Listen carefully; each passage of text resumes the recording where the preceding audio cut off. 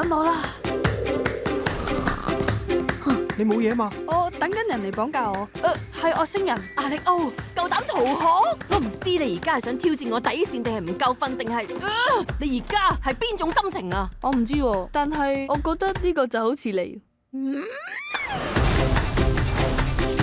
乖仔，你係咪已經準備好做全宇宙最犀利嘅戰鬥機器？我都唔知啊。你嘅生活唔係喺太空噶，起碼識個朋友啊！我只係想揾屬於我嘅地方。有外星人聽到嘅話，快啲嚟接我啦！好啦，拜我啊你！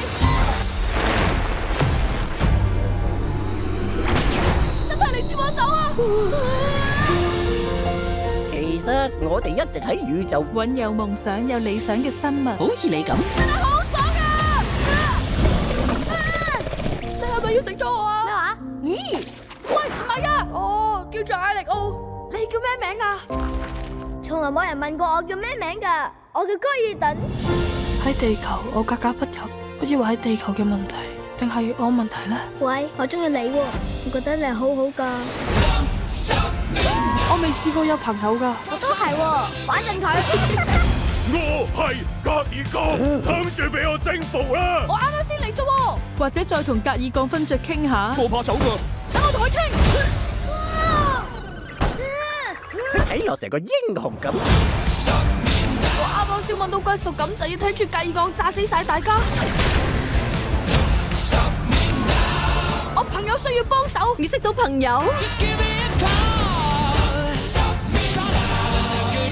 你就滋味多。高爾頓，嗨，爹哋，我而家係頭半籌碼。唔係講另一句啊！哦，救我啊，爸爸！收醒啦你！咁難聽係乜嘢聲嚟㗎？停啊！哦，呢啲係熔岩蟲。